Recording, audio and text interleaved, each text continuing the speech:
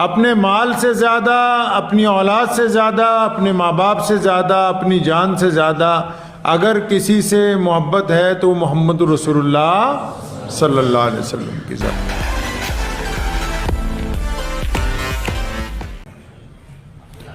حضرات صحابہ اکرام رضی اللہ تعالی اجمعین نے عشق و وفا کی وہ داستانیں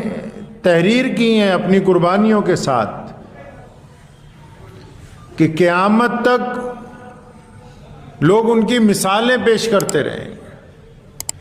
اور اب بھی پوری دنیا میں جو اہل ایمان ہیں، جن لوگوں نے کلمہ لا الہ الا اللہ محمد رسول اللہ صلی اللہ علیہ وسلم پڑھا ہے، ان کو اپنے مال سے زیادہ، اپنی اولاد سے زیادہ، اپنے ماں باپ سے زیادہ، اپنی جان سے زیادہ اگر کسی سے محبت ہے تو محمد رسول اللہ صلی اللہ علیہ وسلم کی ذات گرامی۔ حضرات صحابہ کرام رضی اللہ تعالی اجمعین نے اس انداز سے عشق کیا ہے نبی علیہ الصلوۃ والسلام کے ساتھ کی جس کی مثال نہیں ملتی۔ روایات میں آتا ہے کہ مکہ مکرمہ میں حضرت ابو بکر صدیق رضی اللہ تعالیٰ عنہ کو ایک دن الگ نبی علیہ السلام نے کہا کہ ابو بکر آپ تیار رہیے گا، ہم ہجرت کریں گے، یعنی جانا ہے مکہ مکرمہ کو چھوڑ کے، کسی دن رات کو چلنا ہے یہاں سے۔ تو کئی مہینے پہلے یہ بات کہی تھی، جس دن حضور نبی علیہ الصلوۃ والسلام نے ہجرت فرمائی رات کو، اپنے گھر سے جب نکلے سیدنا ابو بکر صدیق رضی اللہ تعالیٰ عنہ کے گھر پہ پہنچے، دروازے پہ ابھی جا کے آواز ہی دی ہے ابو بکر، اندر سے آواز آئی لبیک یا رسول اللہ، یا رسول اللہ میں حاضر ہوں۔ نبی علیہ الصلوۃ والسلام نے پوچھا ابو بکر آپ کو کیسے پتا لگا کہ میں ابھی آ رہا ہوں، آج کی رات آ رہا ہوں؟ فرمایا یا رسول اللہ آپ نے ایک دن کہا نہیں تھا کہ ابو بکر تیار رہنا، ہم نے کسی دن یہاں سے گزرنا ہے؟ فرمایا یا رسول اللہ جس دن آپ نے کہا تھا اس دن کے بعد کوئی رات ایسی نہیں گزری جس دن تیار ہو کے ساری رات میں اپنے گھر کے دروازے پہ کھڑا رہا کہ آیا محمد رسول اللہ صلی اللہ علیہ وسلم کب تشریف لے آئے، اور ان کو زحمت نہ ہو کہ وہ غلام کو آواز دیں اور غلام حاضر نہ ہو سکے۔ اس کو عشق کہتے ہیں۔ سیدنا عمر رضی اللہ تعالیٰ عنہ خانہ کعبہ کا طواف کر رہے تھے اور صحابہ میں جلالی ہیں، اور رسول اللہ صلی اللہ علیہ وسلم کی مراد ہے، اللہ نے مانگ کے لیا ہے۔ طواف کرتے کرتے حجر اسود کے قریب پہنچے، حجر اسود کو، اس پتھر کو جس کو چومنا لوگ اپنے لیے عزت کی بات سمجھتے ہیں، جس کو چومنے کے لیے آج بھی گھنٹوں لائن لگتی ہے، باری نہیں آتی کئی سال تک، حضرت اسود کو پکڑا اور دونوں ہاتھوں سے پکڑنے کے بعد کہنے لگے کہ یہ حجر اسود تو پتھر ہے، خدا کی قسم عمر تجھے اس لیے چومتا ہے کیونکہ محمد رسول اللہ صلی اللہ علیہ وسلم نے تجھ کو چوما ہے، اس لیے عمر تجھ کو چومتا ہے۔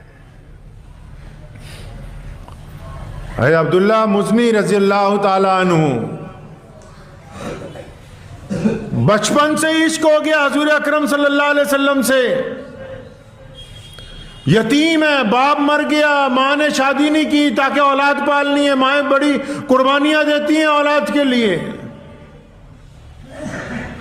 چچا کفالت کرتا رہا۔ جب چچا کفالت کرتا رہا تو آخر ایک دن رہا نہیں گیا، حضور صلی اللہ علیہ وسلم مکہ چھوڑ کے مدینہ جا چکے تھے، اپنی ماں کو بار بار کہتے تھے میرا بڑا دل چاہتا ہے میں اپنے نبی علیہ الصلوۃ والسلام کی خدمت میں جاؤں، میرا بڑا دل چاہتا ہے کہ میں حضور اکرم صلی اللہ علیہ وسلم کے پاس پہنچ جاؤں، لیکن چچا ظالم تھا، اجازت نہیں دیتا تھا۔ ایک دن ہمت کر کے اپنے چچا کے پاس پہنچے، اپنا مدعا بیان کیا تو چچا کہنے لگا تجھے پتا ہے کہ جس گھر میں تو رہتا ہے وہ کس کا ہے؟ کہنے لگا ہاں مجھے پتا ہے، وہ آپ کی ملکیت ہے۔ فرمایا کچھ نہیں ملے گا اس میں سے، مال دولت کچھ نہیں ملے گا، جو کچھ ہے سب میں نے بنایا، تمہارا باپ تو مر گیا تھا جب تم چھوٹے سے تھے، تمہیں پالا میں نے، کھلایا میں نے، جوان میں نے کیا، کچھ نہیں دوں گا میں اگر وہاں جانا ہے۔ کہنے لگے چچا کوئی بات نہیں، سب کچھ تو رکھ لے، تو مجھے تو صرف مدینے والے کی زیارت چاہیے، بس وہی کافی ہے میرے لیے۔ جب چچا کے گھر سے نکلنے لگے ظالم نے پھر آواز ماری، کہنے کا بات سن، یہ جو تو نے کپڑے پہن رکھے ہیں نا یہ بھی ہمارے پیسوں کے ہیں،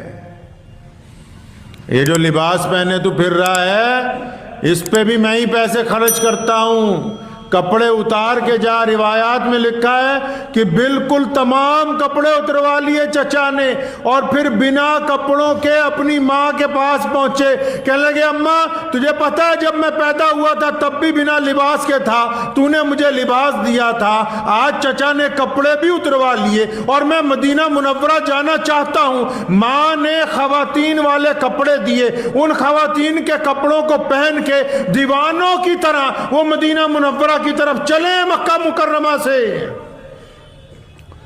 یہ داستان عشق میں آپ کو اس لیے سنا رہا ہوں کہ آج اسلام جو ہم تک پہنچا ہے یہ گدوں پر بیٹھ کے نہیں پہنچا، یہ نظر و نیاز سے نہیں پہنچا، یہ حلوے کھا کے نہیں پہنچا ہے، وہ چلے جب مکہ مکرمہ سے مدینہ منورہ کی طرف کئی راتیں گزر گئی بھوکے پیاسے، اور کیا انعام اللہ نے دیا ہے۔ جس دن مدینے پہنچے فرمایا سرد رات تھی، ریگستان کی راتیں بڑی ٹھنڈی ہوتی ہیں، فرمایا اتنا بڑا انعام ملا